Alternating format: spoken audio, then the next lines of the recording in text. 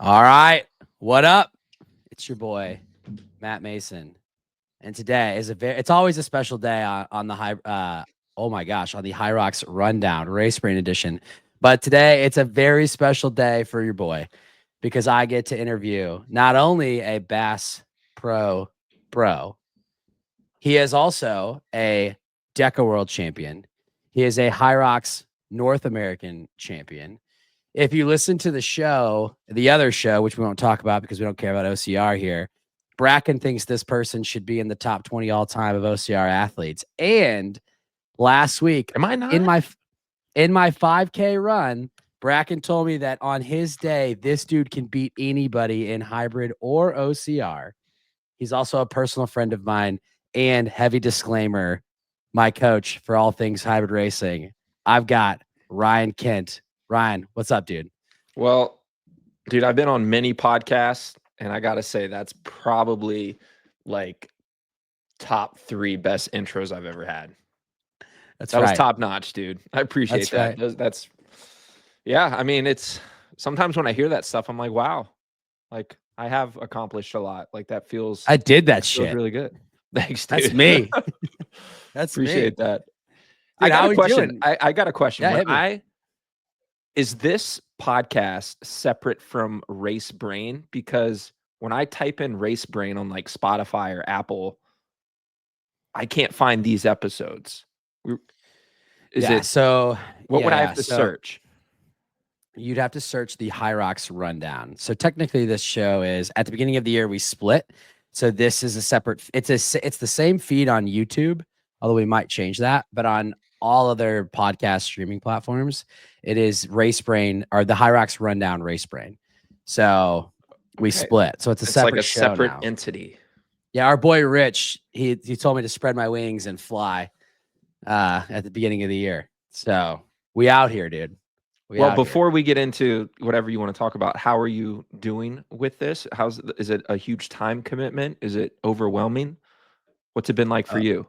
Oh, dude, the shoe's on the other foot. I mean, it's because from my perspective, dude, like before we started working together, you were like, you've just been heavily involved in this community. Like you live and breathe like hybrid sports. And when all this came about, I couldn't think of a more perfect dude to like step into this role.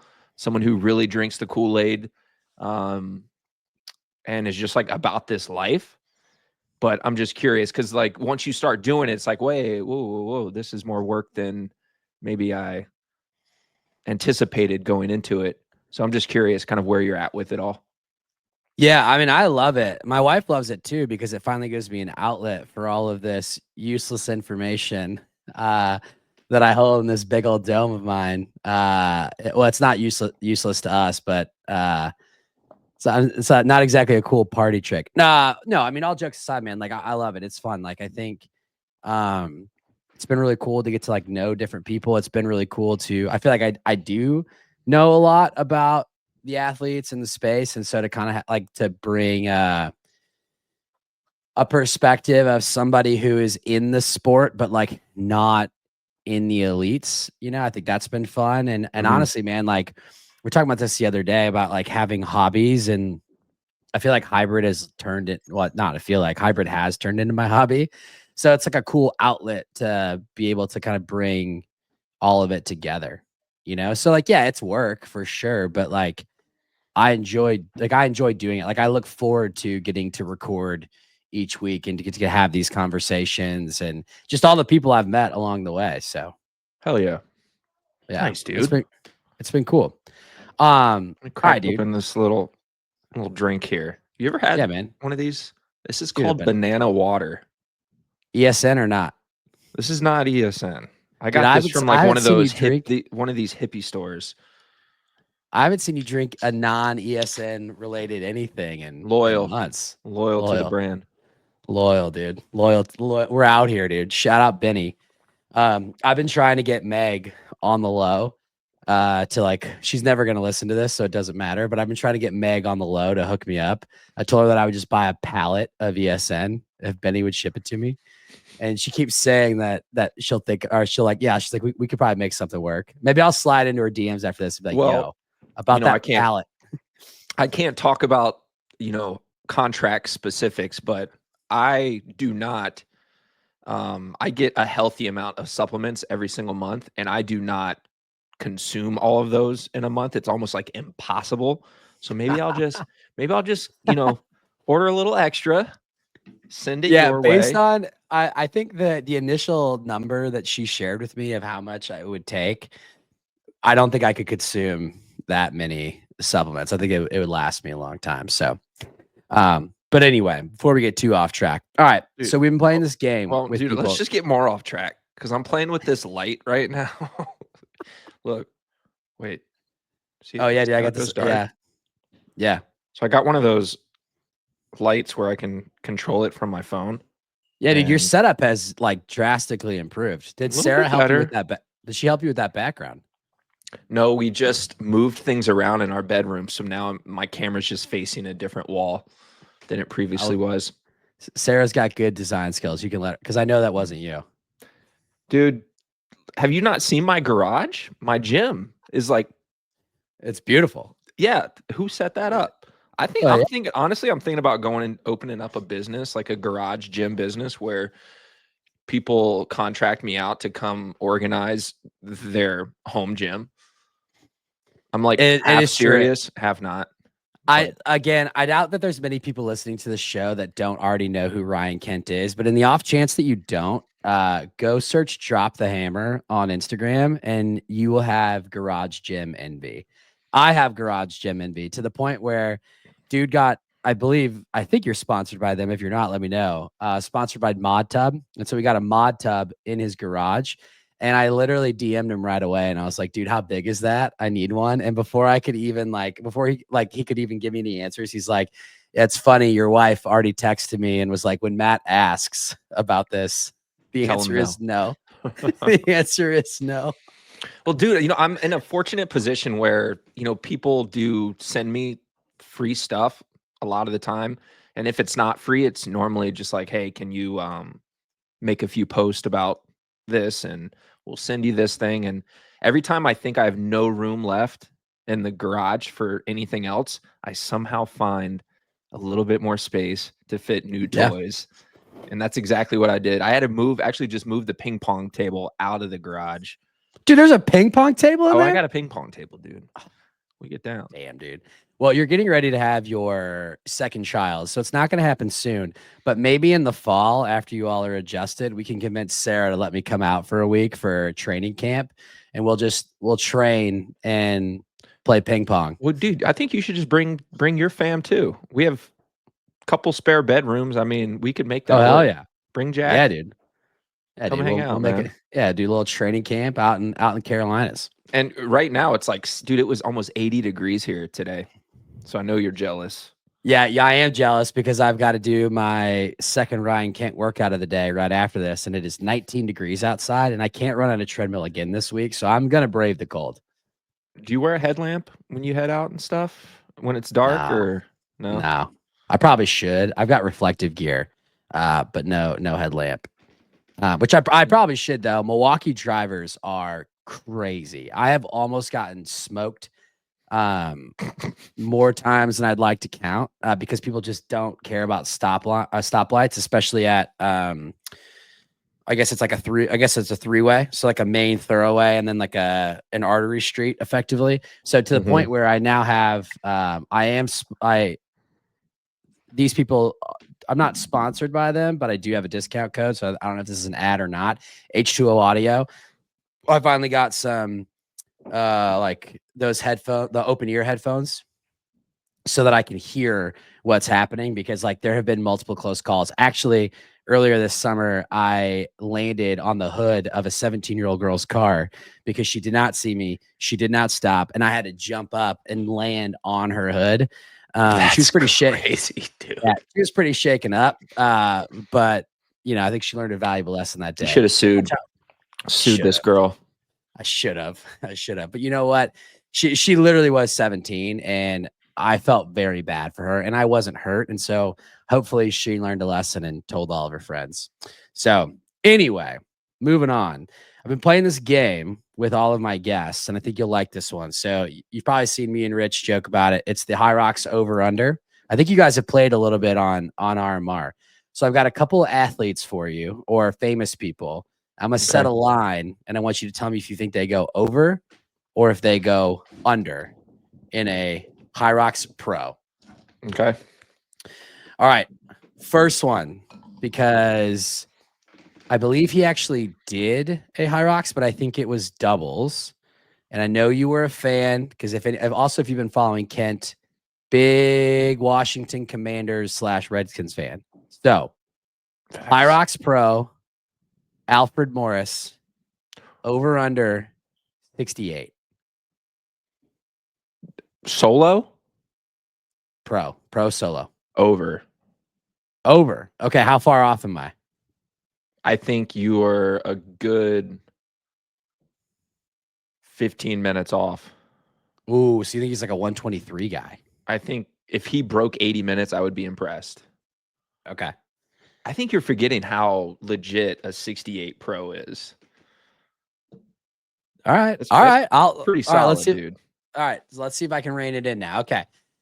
Kent is from Virginia. I don't believe that this person is from Virginia, but they are associated with Virginia Tech.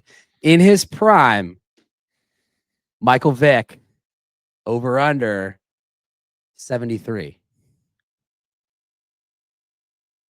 I still say over. I think he would beat Alfred. Okay. So you think he's sub 80. So you think he's like a 75 guy? Maybe closer to 80 than 75, but I could see like a 78. Okay. Just off of pure athleticism, being able to like get it done. Okay. All right. All right. It's a tough race and it's a long race.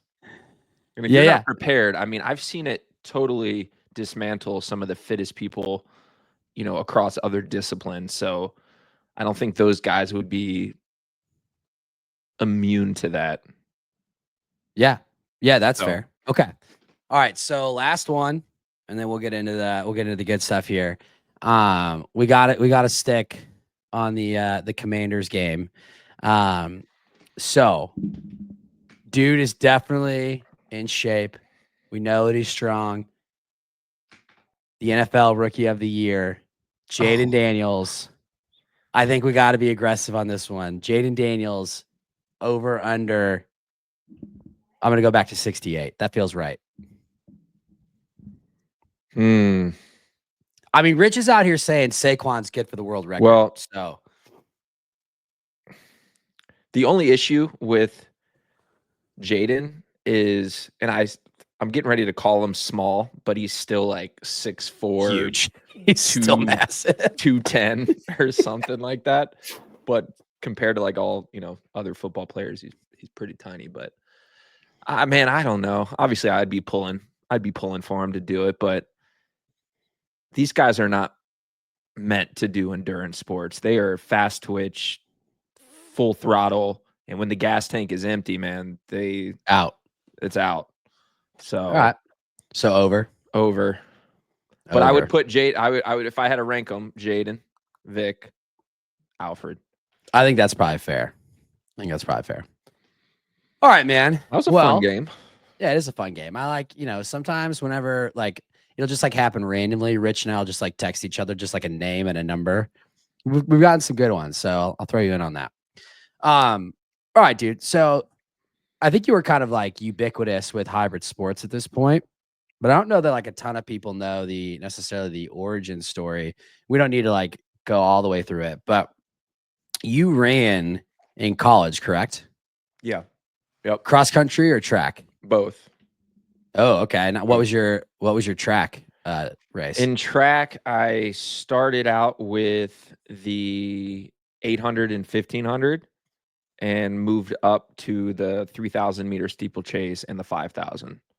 So I really did everything from like the shorter distance endurance events all the way up to the really the only event I didn't do was the 10,000 meters on the track, which would have been 25 laps outdoors, which would just be brutal. I never did that one. Dude, that's interesting. I have now interviewed quite a few athletes, and just from like listening to some other pros out there, there seems to be a direct correlation between Elite 15 runners and the 800 meter. And I don't know what it is about that, if that's just coincidence, but like most guys and gals ran the 800 at some level, whether it was in high school or in college. And I think that I wonder if there's something to that. Maybe. I mean, I also think all endurance athletes, like our coaches, this is just the way that it was. They threw us in almost anything from the 800 and above. So Because that's when it started to like be considered like middle distance. exactly. But Yeah. the 800 is like a true test of kind of speed and stamina. I think that's what that event really tests. Because your boy BK was an 800 guy. And actually Dawson told me that it's the one race he doesn't think he could get BK in. Yeah, BK was legit. I think Yeah, he was like he was like a low 150 guy if I remember correctly. Guy can run. He's a runner. He pulled me along to a 5K PR on Saturday. Just out there effortless. Yeah, dude. Shout out BK. Yeah, dude. We're just I brought multiple shoes because if you're gonna run with BK, you don't want to look like a dweeb. You know, you gotta have the right shoes. Where'd you guys go, by the way? Were you at that indoor track? No, they're closed. Yeah, they're closed right now because that indoor track is also where believe it or not, is also where the US speed skating team trains, like oddly enough. And they were having the trials. So it's closed. So he took me to his little I went out to where he lives, and he had a little out and back. We went like 45, 50 feet of elevation out, downhill back in, baby. Nice. He told me to tuck right in on his right shoulder. We both had the Kent will love this because we're all Adidas boys.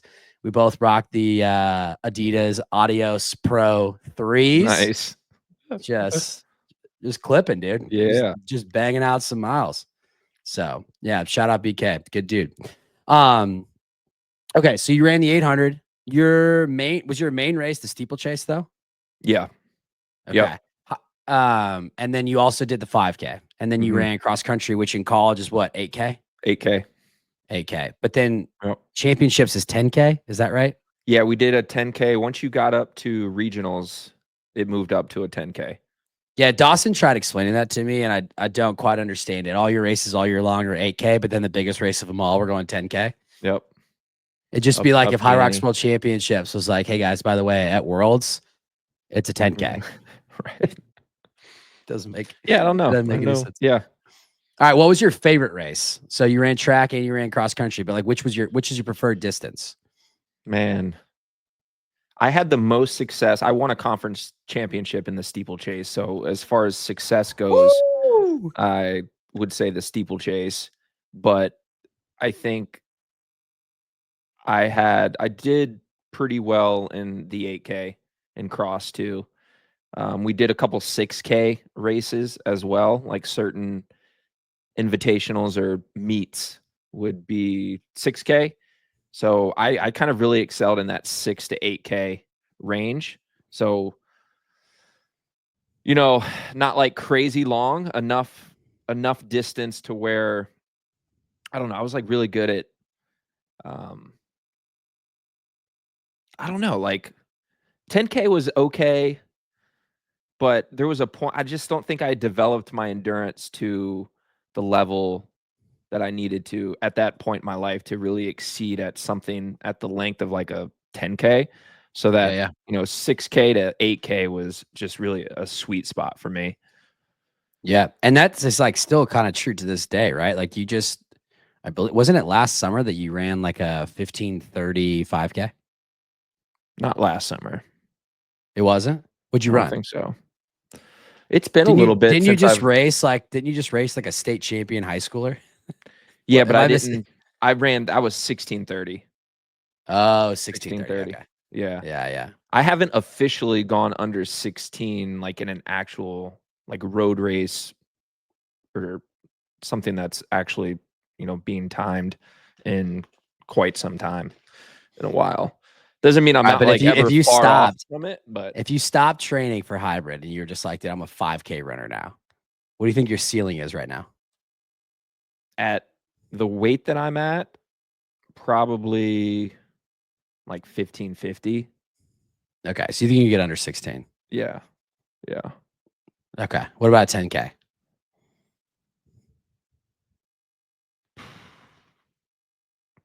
33, 33, probably. Okay. All right. So still in there. Still in Yeah. there. Yeah. All right. So you ran in college, and then you kind of like My 10K PR, by the way, is 32:40. I did that in cross okay. on So you a think you're like if that's what you focus on, you feel like you can get close. probably. Okay. Yeah. All right. So then after college, you kind of like live the dream, just out there like just like I was living the nomadic life, dude. yeah, dude. What inspired that, dude? You were a nomad. You just kind of like drove Well, I cross guess it country, ski started. bummed it I up. mean, dude, I don't know how much time we have, but like I had a roommate in college who spent his summers going down to Myrtle Beach, South Carolina, and was an ocean lifeguard. And that was kind of how he made money during the summers. And when I got wind of this, I was like, that's pretty sick. Like, why don't I do something like that? And that's what I ended up doing. The next summer, I went down to Myrtle Beach and was an ocean lifeguard all summer and was like training still, but like working and having a blast, and met some really cool people and found out about really a lifestyle that I never would have learned about had I not gone down there that summer, and found out that like, hey, this is actually how people like live their lives, by Yeah. doing seasonal work, where like in the summers they head to somewhere warm and find a job, and then when it turns cold, they move to like a ski resort town and work for the mountain or whatever the case may be. And I kind of took it a step further. I looked for jobs in the summer, in the fall, in the winter, and in the spring. So every season brought like a whole new adventure to my life. And so I would stay in one place, work, I call it an odd job, but work like an odd job for a couple months, and then pack up my car and drive to a whole different place somewhere in the United States and live there for a couple months, and then pack up and move somewhere else. And I literally did this from I started in 2009 and continued for, I would say, pretty much up until got into Spartan racing in 2014.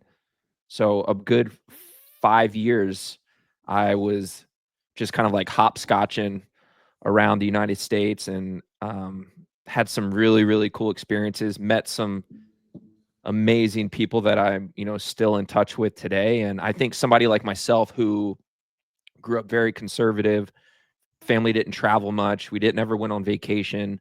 I always had the itch to like go out and see the world.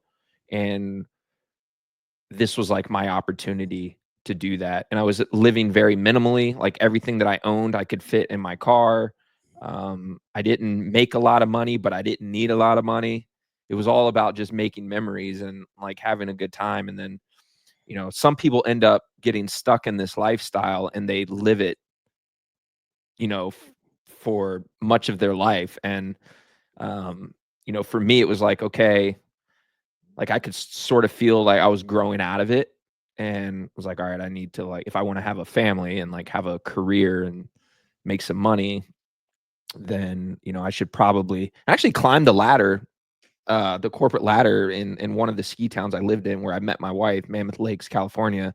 I started out as just like a lift operator, operating the ski lifts. And then I worked my way up to a supervisor to where I was in charge of several ski lifts and the employees that were working them, and was kind of climbing the corporate ladder there, but it wasn't fulfilling enough for me, and sort of just grew out of it, and ultimately moved back home to Virginia to kind of start my life, if you will. And I wasn't home more than a few months, and I got a job coaching high school track and cross country because that was like the direction path I wanted to go. Like coaching collegiate sports was like my ultimate dream. It was like being a college track coach.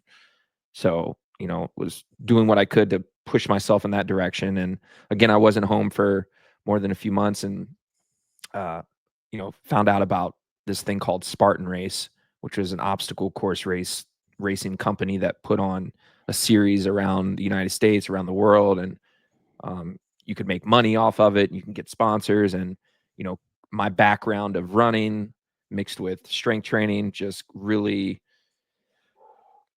made for like a seamless transition into this sport that at the time I thought was like the ultimate hybrid sport. Like I was like, this is perfect. You got to be fast, but you got to be strong. And so, I literally went from living this carefree lifestyle, and I guess it paused for a few months, and then it just picked back up again. And I've sort of been living that way ever since, in a different way. But yeah, it's been a pretty incredible journey, and it's crazy to think that it's been over a decade now since I did my first Spartan race, which ultimately led to everything happening thereafter, and wouldn't change it for the world, man.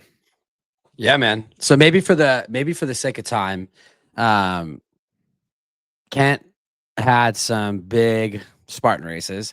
I believe you kind of put your name on them. Was it kind of put your name on the map whenever you finished? I think was it Virginia when Jack's gonna like shake his head when he listens to this because I don't know much about OCR as he does, but like when did you like officially get on the map? Was it when I believe you like there was one race where you came out and like almost beat Robert Killian, who at the time was like kind of at the top of the game, and then was that 2016? It wasn't. No, it was 2017? 2014. It was when Hunter was at the top of the game, because I was racing Hunter in that sport as well. And I showed up to the Virginia. That's how it happened, because somebody was like, hey, like there's a Spartan race like just down the road here in a few weeks. You should go do it.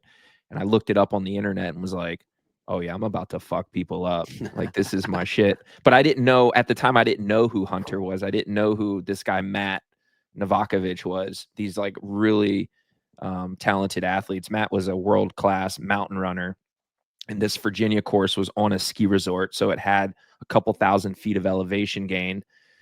And I went in there thinking I was going to crush everybody, and I did for about 2 miles, and then I full on started to fall apart. And to this day, that was probably the most miserable race experience I've ever had. Just body was completely shutting down by the end of that race, and I got chicked, as they call it. And girl came, Milia Boone, who was a OCR legend, came up and passed me just before the end. And but I knew at that point, I said, if I devote, like now I know what to expect. If I devote, myself to this, and I'm committed and come up with a good training plan, I know that I can be one of the best at this.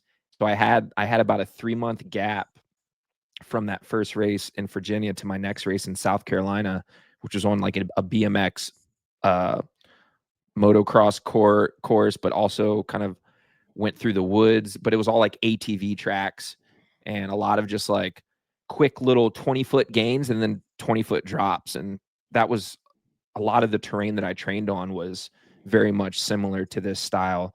And I think that I just got lucky. And it was a race that was actually part of a series for the pro athletes, which I didn't know at the time. And I showed up and waxed them all. I beat the guy who was crushing everyone, John Yatsko, at the time. And that was when my second race in October of 2014, everyone was like, who the fudge is this dude? Like he looks like a bodybuilder, but he can run, like a 15-minute 5K.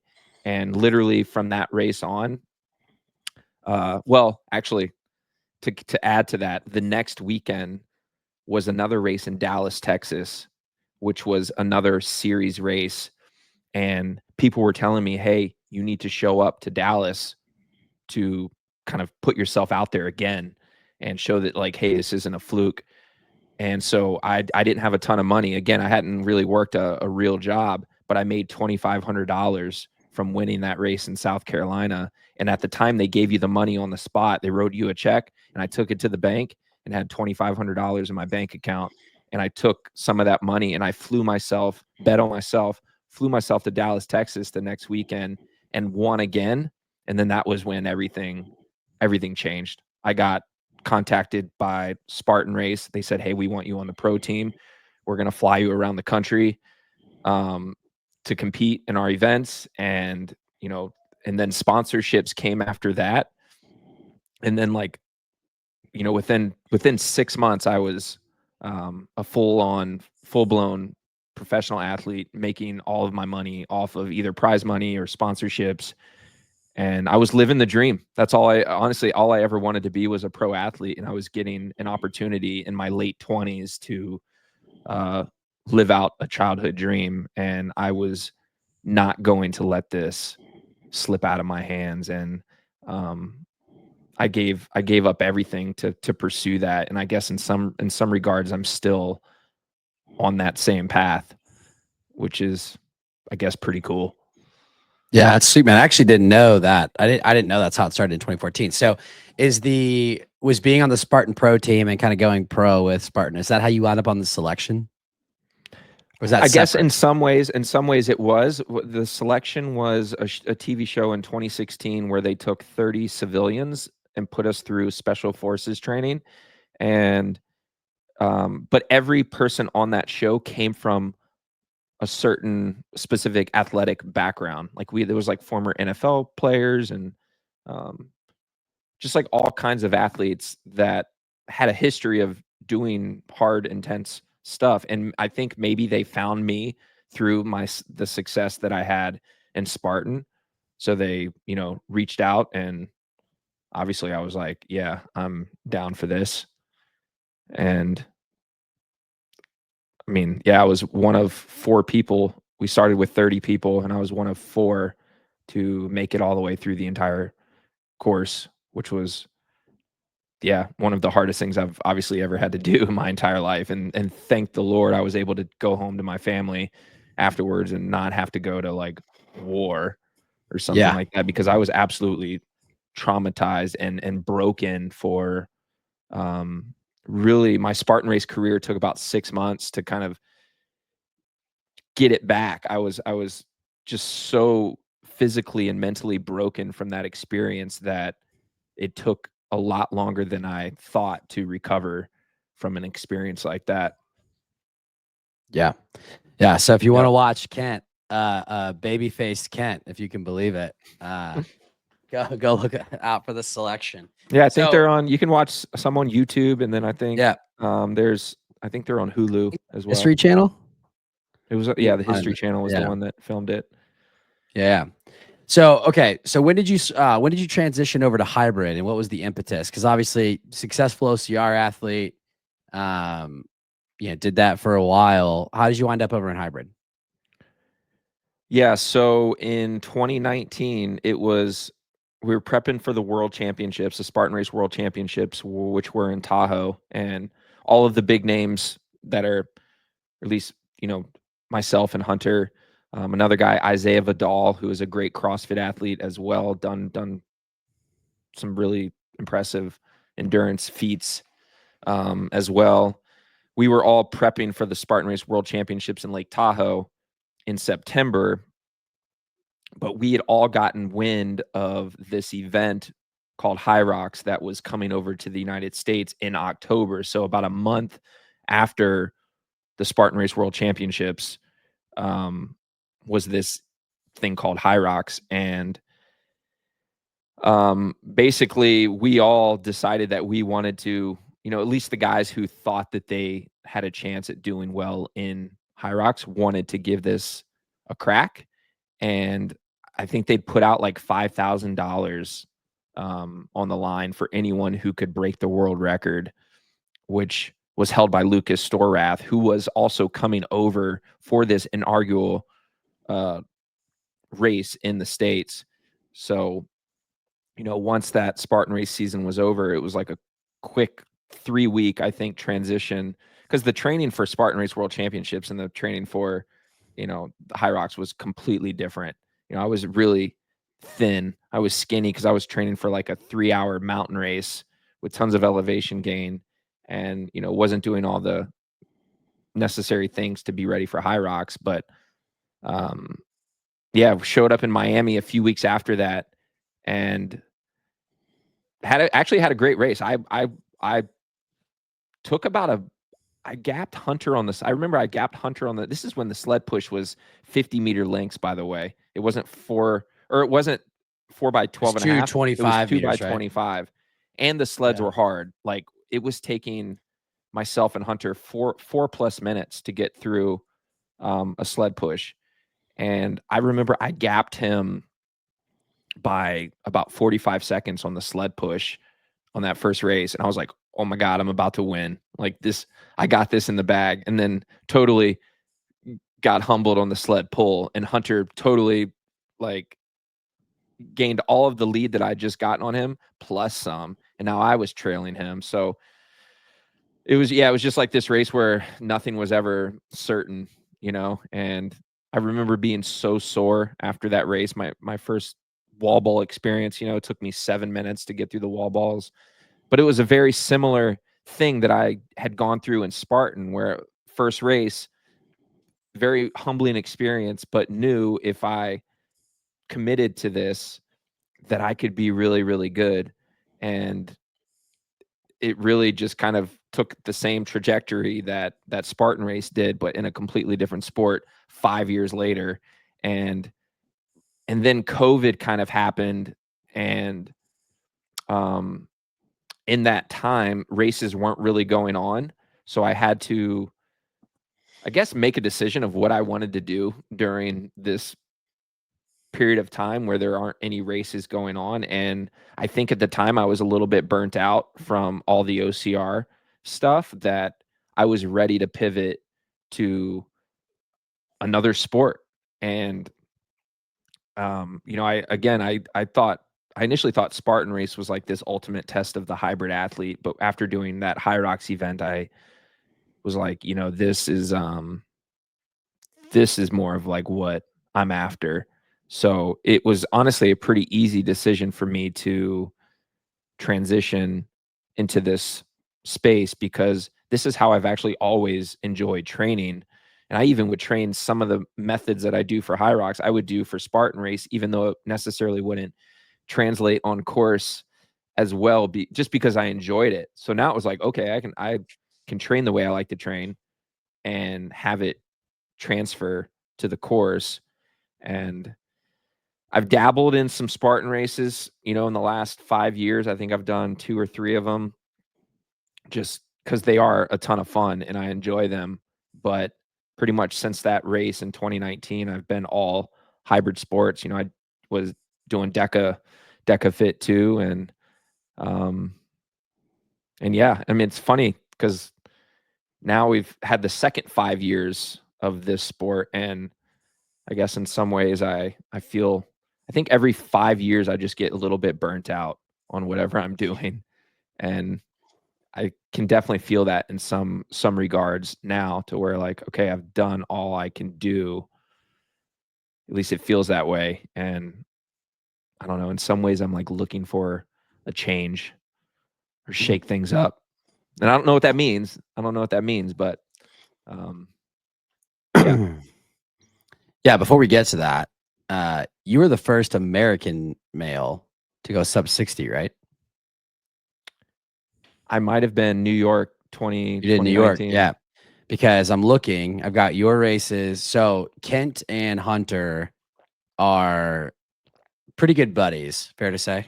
Are you guys still? I mean, you guys still talk fairly Definitely. frequently. Yeah, They're yeah. homies. They've been racing for a long time. Hunter has often talked fondly of Kent. They both raced Miami. Hunter did go. I think he was the first to run 57, but he did that in Chicago, which is in 2020. But you ran New York in 2019 and broke the hour marker. I'd have to go back and look, but I don't think we had an American do that because Hunter's first race was actually a 60 mid. And then you followed that up. And then since then, I mean, you've had some, I think like High Rocks is exploding. So there might be some people that are new to the sport that don't understand that maybe who Ryan Kent is in the sport. But for those of you that don't know, Kent has won many pro races. Actually, I think I'm looking at your record. You have probably won as many High Rocks pro races as you have not, which is not an easy feat, including the famous North American Championships 2022. I believe Hunter was fresh off of a world championship and you beat him in that race. That was after world championships, correct? Yeah. Then went on to in the 2022 world championships, took second, I believe. So Hunter got his revenge. Hunter got his revenge at world championships. Then that same year, that was the year, I believe, if my timeline is correct, that should be the DECA year, right? Is that the year that you won strong and mile? Yep. Okay. Yeah, so 2022 was a great year for me in terms of just like performance. North American High Rocks champion, DECA World Championship in strong and mile. This is not a knock at all to anybody currently racing the DECA series because there are some very good athletes, but that 2022 year was fairly stacked. You had Kent, you had Rylan, you had a Fit healthy, Rich. You had a Fit Rich, you had a healthy VJ. This was back before David Magida hurt his back and was fairly competitive. Dylan Scott was in those fields. Yep. You had some Nick Riker. Yeah, Nick. Yeah, you had some big names and some people in their prime.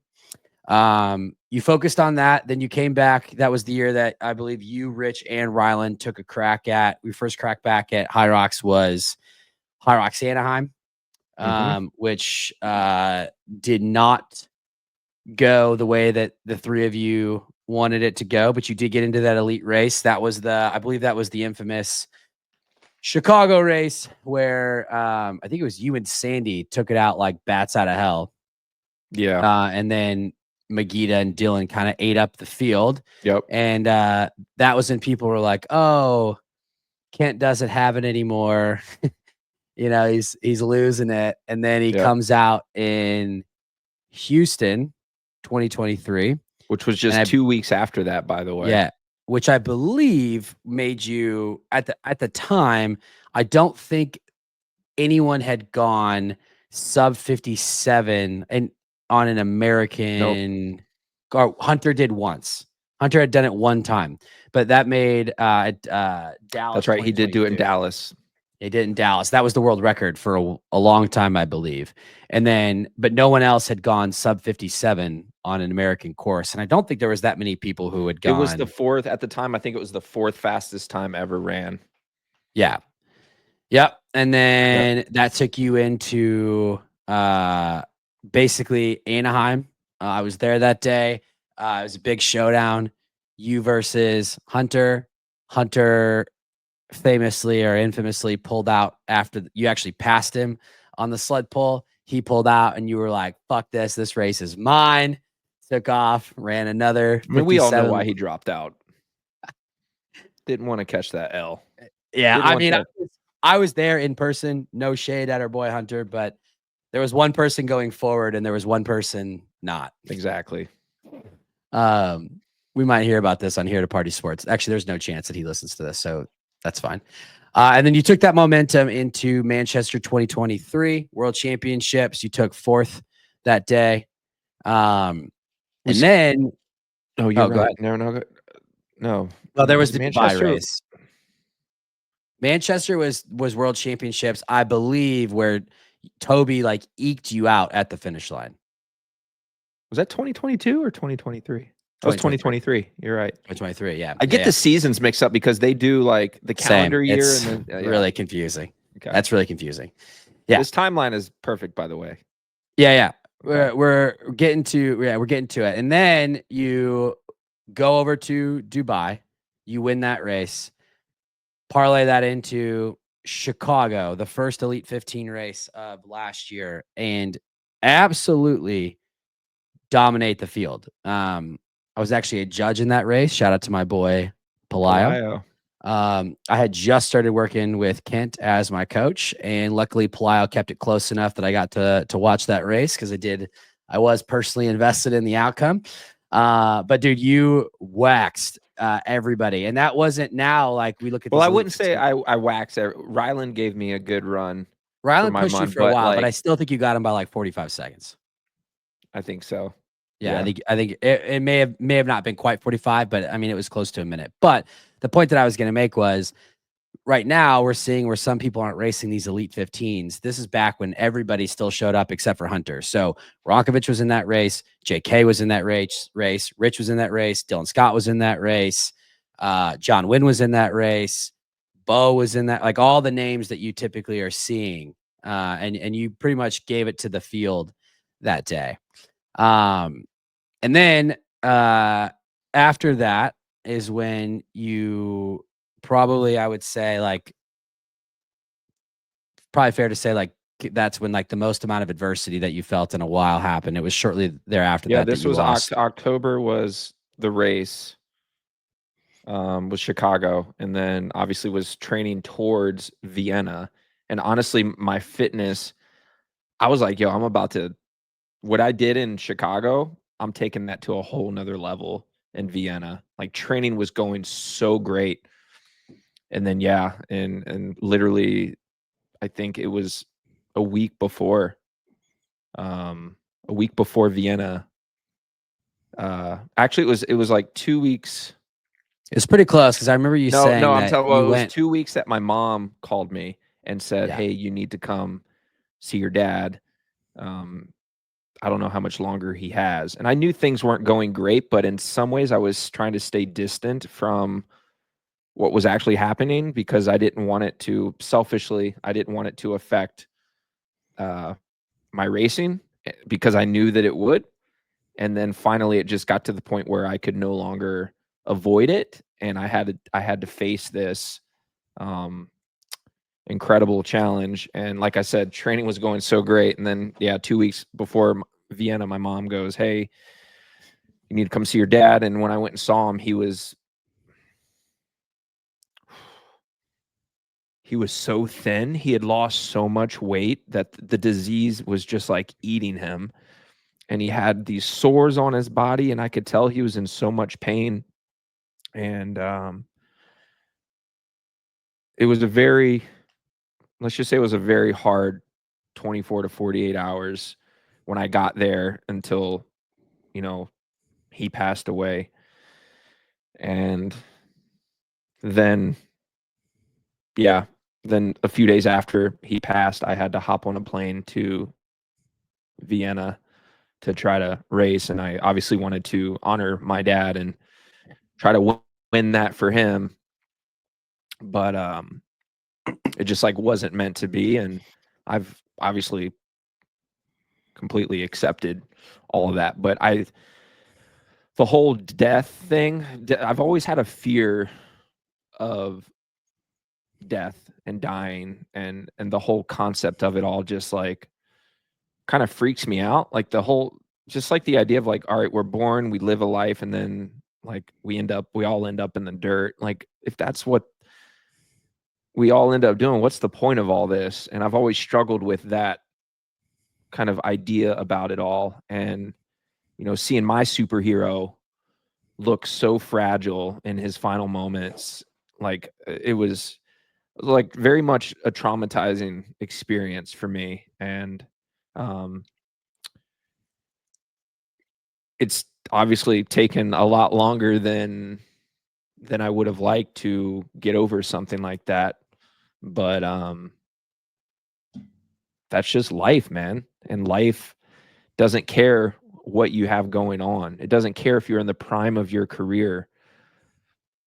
You know, like you can't stop circumstances in life from happening. Like literally anything could happen tomorrow and Yeah. completely flip everything upside down. And again, my dad is like, I've mentioned this several times. My relationship with him was very strong, and he's the reason I became an athlete. Like he was a marathon runner, he was a bodybuilder, and he got me into running specifically when I was just 4 years old. And by the time I was like 6 or 7, I was running in the Junior Olympics. And it was all because of my dad. And, you know, I've had so many people, obviously everyone's been very supportive, but like there has been a few people that I've seen in comments or even DMs where it's like, dude, it's time to get over it. Get over it. Like you need to move on. Like, and it's just like, Yeah. dude, it's my dad. Like it's not that easy to just, move on from something like that. And especially Yeah. when the bond is so tight and what you're doing as a career is still tied to him. That makes it extremely difficult to go out there and try to execute when you feel like a piece of you is like completely gone. Yeah. And again, I've accepted that now. Like I've gone through all different kinds of emotions, and now I'm at the point where, okay, like after Vienna didn't go well, and then somehow I think I rebounded for DC after that. If we want to go through the timeline, I think I finished fourth in DC, but Yeah. I So you had Vienna, and then you did rebound. So you had DC, which is where I believe, but I no, you had still already didn't locked up your feel qualification I because still you had didn't won feel Chicago. I But yeah, you ran still a didn't feel like 58:43. myself in DC. Like I felt very grateful that day to get fourth because again, I had like did not feel right. I totally like willed myself to that performance that day. Yep. So, and then I don't know what was after that, Nice. No, that's when you went to Cologne, and I believe that was the excuse me, last chance qualifier where they put you like 6 heats back so that you wouldn't That's affect right. the race. And if I remember correctly, you came out of that feeling pretty good. Like, hey, I didn't even give it everything I had, and you were the fourth fastest time overall that day. Um, I think and so I guess like, a lot of that oh, go had to ahead. do with the fact that there was no pressure on me to perform that day. Yeah, I literally just went out and I jogged the first K and just settled into an effort and just kind of maintained that throughout. So I never really got in over my head at any point and was just able to run my own race, which I think we kind of see that now in High Rocks. That's usually when you can run some of your best performances is when you just kind of focus on like your own thing, which I yeah, was able to do that day. yeah. So I guess my question for you, like in all this, and there's like a little bit of like a theme or a narrative, like yeah. So to your point, like the internet is an awful place, and people are going to say things. But for those that don't know you or don't know your story, like your dad's the reason why you raced, and you were fortunate enough to have a good relationship with your dad. Not everyone can say that, and so when that is the big reason why you're doing something, and that's gone, like anyone who's ever done a high rocks race knows that at some point the race is going to punch you in the face. Like it's going to punch you in the face, it's going to punch you in the gut, and it's going to fucking suck. And there's got to be something that is pushing you to get to the other side of that. And if for you that's the connection with your father and wanting to make him proud or whatever it is, and that's gone, like people don't want to push through the pain. That's just like natural. It doesn't matter if you're an elite 15 athlete or not. Like it still sucks. So I guess my question for you is because I've been pretty honest with you about like my own mental health and like struggles and wanting to show up and train and all of that. Like, and maybe you don't have the answer, and if you don't, that's okay. But like, how do you think you get to the other side? Because there's kind of this like trajectory of your entire career where like I'll tell anybody who will listen, because yes, me and my friends actually do sit around and talk about High Rocks in Milwaukee. And it takes about a half a Miller Lite for me to be like, dude, when Kent's back, you better watch out.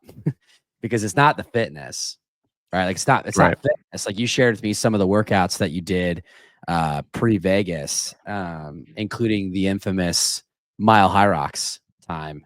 And the dude's fit. So like, do you think coming out of Vegas, like, and you were pretty honest about like questioning, like, you know, maybe it's time to hang this up after this season. I know it's only been a week, so you might not have an answer to that. And that's okay if you don't, but like, do you think that you'll get to the other side of this and like, we're going to have another, like, don't forget about your boy Resurgence. because you're going to remind everybody who you are? Or like, do you think like, you kind of said that you might feel a little burned out. Like, do you feel like this is it?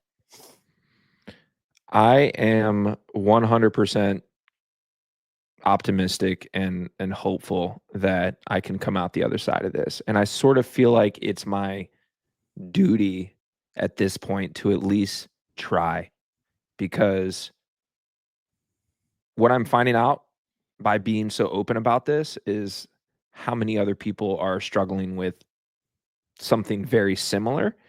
And if I just quit and give up on this, then what kind of example am I showing to people out there who might be using my story as a way to inspire themselves? And this is a position I never necessarily thought I'd be in, but here we are, and I'm able to use my story as hopefully a way to motivate and inspire other people. So again, I think I have an obligation now to not let this, whatever this is, win. I can't let it defeat me. And I was talking about this on the RMR pod too, that like I don't need to go out there and win again to feel like I'm over this. I just want to go out and feel like myself. Yeah. Like I haven't felt like myself in over a year out there racing, and I'd give anything to feel normal again Yeah. during a race. And so for me, that would be a way of feeling like, okay, I've overcome this whole thing. And if that gives me, good results, then, obviously I'll take it, but I don't feel like I need to win in order to feel like I'm back. I Yeah. just want to feel somewhat normal again, because like when it hits, man, when those thoughts start going crazy in your brain, and it's like the devil is just telling you, dude, just stop, man, just stop. You've had enough suffering. Don't put yourself through this anymore.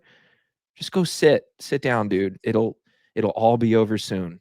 Just go sit Mhm. on the sideline, walk off the course. It's all going to be good.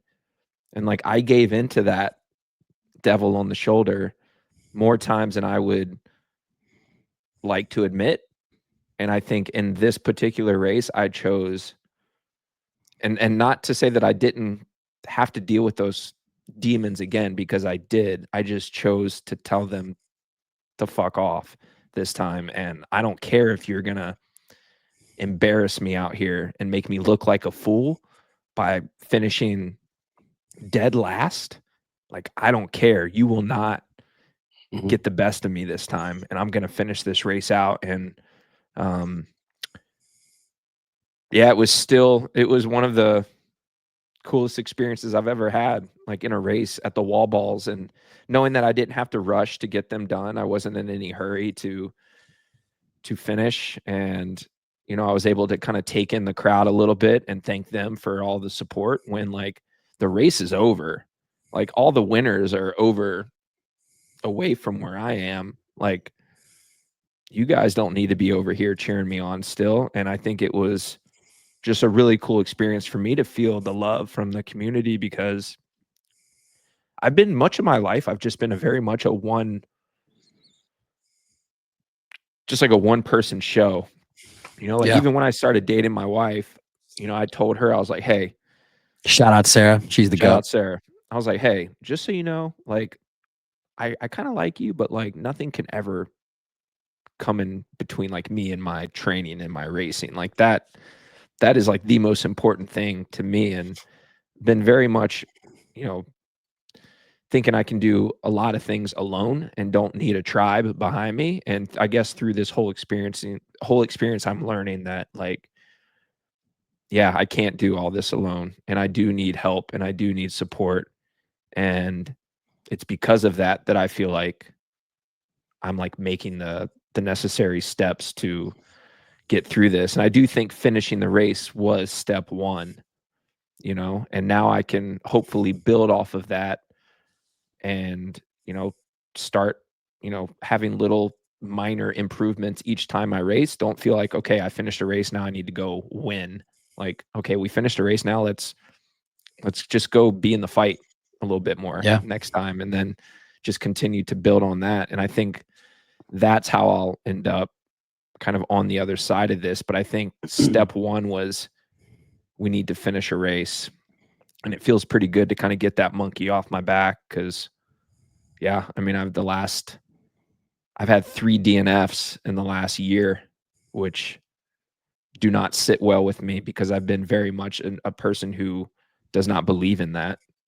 You know, like I think unless you have a broken leg, like something physically stopping you from crossing that line, like you need to swallow your pride. You need to crush your ego and or put your ego aside and go finish out what you started. And I know that that's who I am. That's how I was raised, to finish what we start. That's what the Kents do. So it was like a weird thing for me to kind of feel like I didn't have what it takes to even just like finish a race. So to be able to finally put that aside and be like, okay, now let's move on from that. Like it's like, okay, I can close that little chapter and start focusing on the next thing, and we'll kind of see where we go from here now. Yeah, I will say though, like for what it's worth, as someone who's had like quite a few concussions in my day, like mental health and things of that nature, not that it's an excuse, but they are an injury, so to speak. Like Yeah. you just can't see it. Like my mom used to say that to people, because I had like a really bad concussion in college, and it took me almost a year to clear up from it. And people just like didn't understand, because like I'm walking, I'm talking, everything seems normal, but like mentally, like not everything is like working the way that it's like supposed to. And 100%. so is that, I mean, we don't have to spend too much time on this because we're already at an hour, and I've got one more question for you in that vein. But like, is that what happened in Vegas? Because you may, and I'm sure you did a full race debrief on RMR earlier today, so we don't need to like get into what happened in the race. But like, dude, you look good. Like you came out fast. You made a move on the sled push. You were right there, like top 3, top 4, and you were basically there till burpees. Is that just kind of when it like kicked in mentally of just like, why are we fucking doing this? That's and it has nothing necessarily to do with the exercise of burpee broad jumps. It's just that's where that's where my trauma lies, because that's where the last couple races things have gone kind of South. sideways Yeah. for me. So now, like, I guess a quick little race breakdown. Like I wanted to start out a little bit conservative. That way I just didn't get in over my head early and start having like negative thoughts sooner than I want. And that's not really my racing style. I don't really like to go out very conservative. I like to be somewhat aggressive. And I think just the fact that I did start out so cautiously kind of shows that I'm like lacking a little bit of self-confidence and my ability to race out there. And that's fine. Like I'm cool with that. I had a plan in place, and you know, I got to the sleds and kind of made a rookie mistake. I didn't break ever in the middle. I went to each end every single time, which You blasted it. 202 is your time. which is not smart. Like I knew that. Even when I was pushing on the last length of the carpet, I told myself, as I'm pushing it, dude, just stop real quick. Just take a quick pause. But in the moment, I wasn't able to. I didn't have the discipline. Yeah, if you saw me doing that at a race, I would be light so my ass up. pissed. Yeah. And you know, I didn't feel Granted, I'm not terribly. you, but still. I didn't feel terrible on that run afterwards. I just had to kind of adjust a little bit of my race strategy. I was like, okay, like at least on this run, I'm not going to be able to run Yeah, the way run that I 3, you were want. still 3:38. So But still then I good. was like, okay, let's attack the pull, kind of the same way we attacked the push. And I had like a decent pull. I think I came out in 5th. And then on the run after pull was when I started to think about everything because I knew what was coming. Like, Yeah, okay, run here's 4 the was 3:43. yeah, like here's the moment where things have this is where you've quit races before. And I started to feel the anxiety of that kind of piling on. And the way I explained it in the RMR podcast was like it's almost like you're having a panic attack like while you're racing because you're dealing with the heart rate of the event, but then it also feels like someone's then the like anxiety. stepping on your chest and you Yeah. can't you're trying to breathe and it's like Yeah. you're full on panicking. And that's an impossible thing to kind of work Yeah. through. And I tried the first length of the burpees. I like did my normal thing. And then the second length got a little bit slower. And then by the end of the third length of the burpees, I did a long pause where I stood up and I took about 15 seconds before even going back down. And at that point, I knew that my chances at getting my qualification for Worlds at least was like over there. And then really from then on, it was just like, let's just try not to quit. Let's not quit. Yeah. Let's just finish this. And it's kind of crazy how quick it can turn on me when that happens. And but again, I can take away like little mini victories and kind of just say like, all right, well, at least this time I didn't give in to the voices in my head telling me that, it's okay if you stop. Yeah. So it was pretty hard. Like I feel like from the burpees all the way until really after the row, I was in a pretty dark place mentally. And then I think I just kind of accepted my fate a little bit Mm. and was just like, yeah, like we're just gonna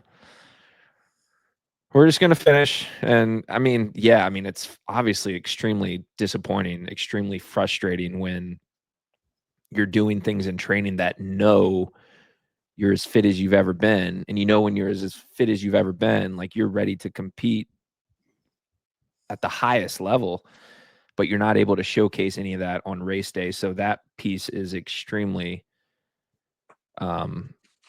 hard to deal with. But I think that's why I think a lot of people have to love the process of training, because for me, I don't know, I'm excited to get back to work and continue to try to get better, because I know at some point I'm going to get through this. And when that time comes, when that race presents itself, I'm going to be ready. And if I just feel sorry for myself, which I did for about 2 days, if that opportunity came again, maybe I wouldn't be ready. So I think it's important for me to be able to capitalize on the opportunity when that race decides to show its face, that, hey, like today's going to be the day that you put it all together and everything's going to be okay. And I'm going to be ready to go that day. I'm going to be as fit as I've ever been. But if I just quit and give up, then I'm never going to overcome that. And I think if I don't at least try or give it my best effort, it would eat at me until the day that I die. So, my intentions are to finish out this season, and then kind of reassess. You're gonna race Glasgow, Yeah, I'll be in Glasgow, and then last chance qualifier if necessary. That's gonna be a questionable one, because Oh, that's my right, 'cause wife. you have a daughter. Yep, we have a baby due in early April, so, and she really didn't want me going to Glasgow, but I was like, babe, you're gonna be all right. Just don't pop that baby out. Like, my mom might even come hang out for a few days while I go do that. But, you know, I don't know about Barcelona. Maybe we'll see. Hopefully I don't have to, but I'm going to see this season through and kind of reassess at the end of, hopefully after Chicago. And I do think I'm at a point in my career where I would like to take at least a season off, you know, and just take a break from it all. Take a break from the training. Take a break from the traveling, just the daily grind, wear and tear, you know, like I could use a little vacation and, you know, lean more into the coaching and kind of leave my impact in other ways and kind of wait for the fire to come back before kind of pursuing it again, versus like sometimes you feel like you're stuck in it because you've got obligations from, you know, sponsors and just whatever it is. And sometimes you lose the enjoyment of it because you're kind of doing it because you feel like you have to, not because you want to. And that's kind of the only negative about being a professional in this space. But you know, I've also acquired so much experience and knowledge over decades of training, and that like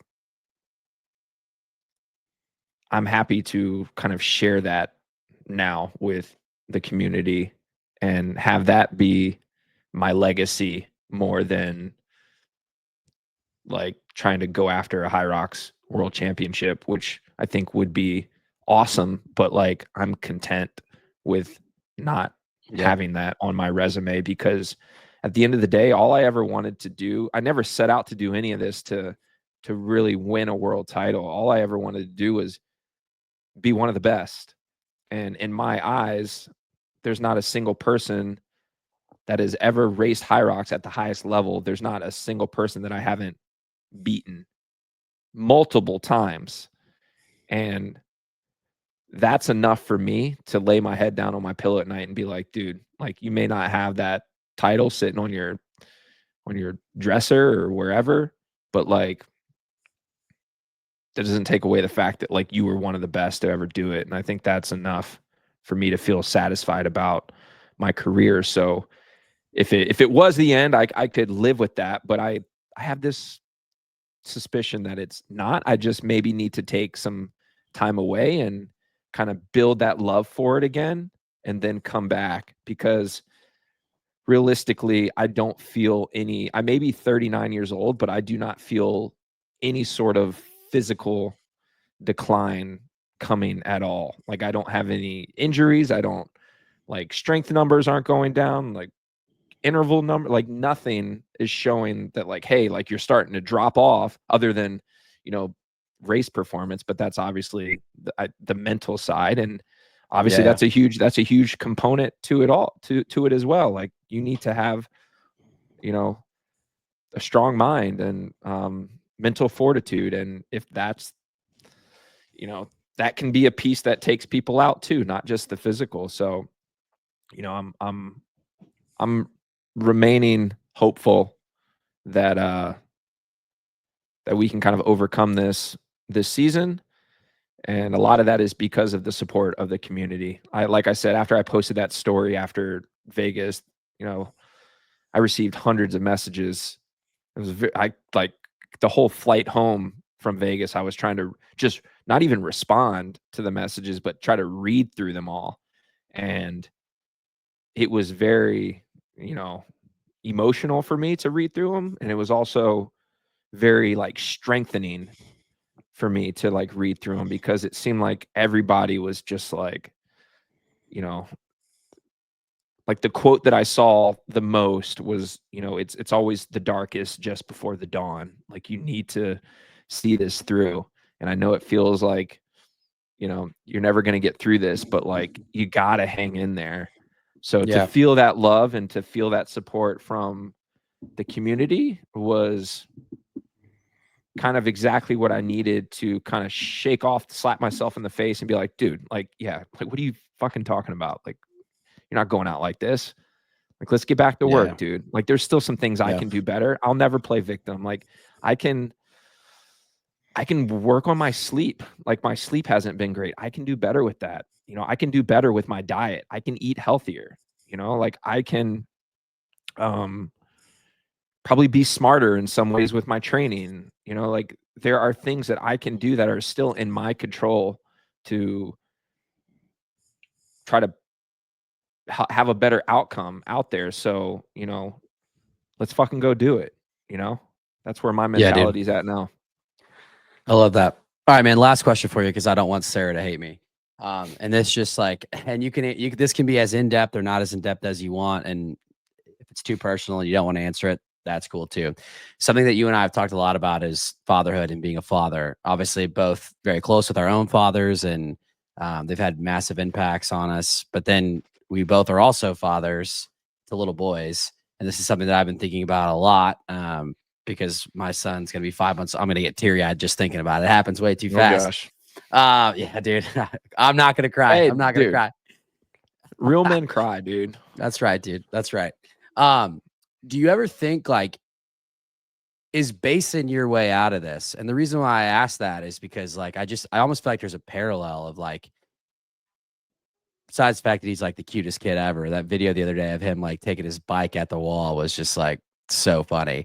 Mhm. But like he's at the age now that you were when your dad got you into running. So like it's almost like feels like there's a parallel of like would does that drive you? Because like Worlds this year is in Chicago. Basin can go to Chicago. Like, does that motivate you in any way or help you through like you basically, you talk a lot about the legacy that your dad left you. And is that potentially a way out of like, Basin getting to see daddy compete at the highest level? And he's of the age where he would remember that. Like, is that a way Yeah. through? Or is I it just think different? I think he's still a little bit too young for me to feel like I'm trying to like daddy's trying to impress him in any Sure. sort of way, or He just I'm wants to trying ride to his bike. show you some sort of Yeah. example of how to like overcome adversity. And I don't know, and I know how some people can use their kids as like a fuel source, but for me, sometimes when I see my family, it almost has an opposite effect because I know that they have this unconditional love for me and that I'm accepted by them no No matter matter what. the outcome. That's Whereas, healthy, by the way. yeah, for sure. That's definitely But like, healthy. my dad's relationship, him and I's was a good one, but it was also very complicated. And, I spent much of my athletic career trying to make my dad proud and hear the words like, "Son, I'm proud of you." And it took I think I was like 30 some years old before I can really remember hearing those words. So like every time I went out there to compete, it was trying to get some sort of approval from my Mm, father that like I'm good enough and like I've done a good job and I'm proud of you, son.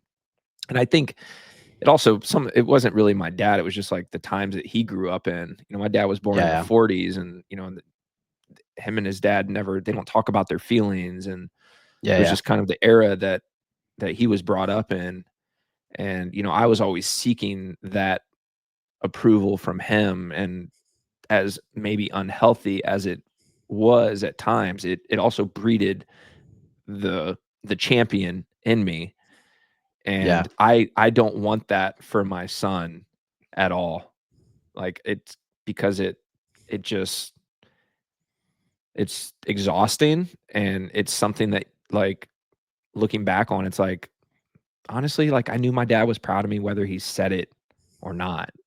Like he Yeah. didn't have to say those words. Like why was I so fixated on like hearing that? And so yeah, to answer your question, like it almost for me, it almost has an opposite effect on me. Now there's something about having a girl though that I feel like shifts things. And I don't know what that is, but I feel like the relationship between a father and a son is like a little bit different between a father and a daughter. And like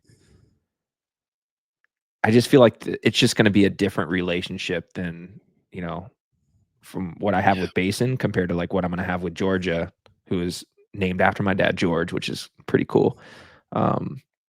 So we'll see. Maybe baby Georgia will have like some sort of impact having a little girl, because yeah, you need to show her like daddy's tough, right? Like, and if any boy ever messes with you, he's gonna have to go through me.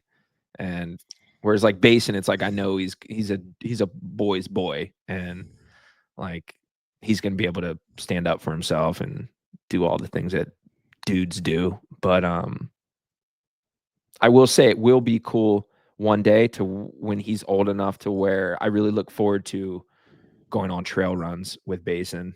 That is something I really look forward to at some point, because trail running in the woods, being out in nature, that is my therapy. That is where I worship, and that's my sanctuary. And I really look forward to just kind of having, even if he doesn't want to be an athlete, but like, hey dude, you can ride your mountain bike, or like we can just like go be in the woods together.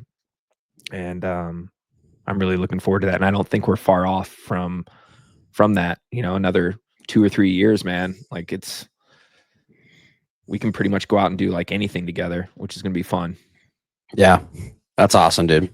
Well, Kent, I appreciate you. I appreciate your honesty, especially in a culture where men don't talk about feelings, men don't talk about mental health. That's obviously something I'm a big advocate of. So appreciate you coming on, man.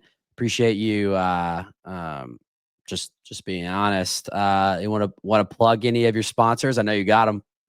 Yeah, shout Drink out ESN. ESN. Yeah, ESN, man. I've had sponsors through this whole ordeal this last year completely give up on me. And ESN, at least to my knowledge, they're still sticking by me. And I just want to shout out them, because they've been behind me this whole time, and been really patient with me through this process. And obviously RMR Training, Meg, Rich, all the people who support our training app. Like, you guys are allowing us to continue to live out our dream. And by you supporting our app, our training app, and getting coaching from us, you're really supporting our ability to sustain ourselves in this life, in this community, and kind of give back. And just couldn't do it without the community. So appreciate you all. And we'll see you in Glasgow. Drink ESN if you're in Europe. Yep. Train RMR. And as always, drop the motherfucking hammer, baby. Kent, appreciate you, dude. Yes, sir. Appreciate it, dude. Thanks.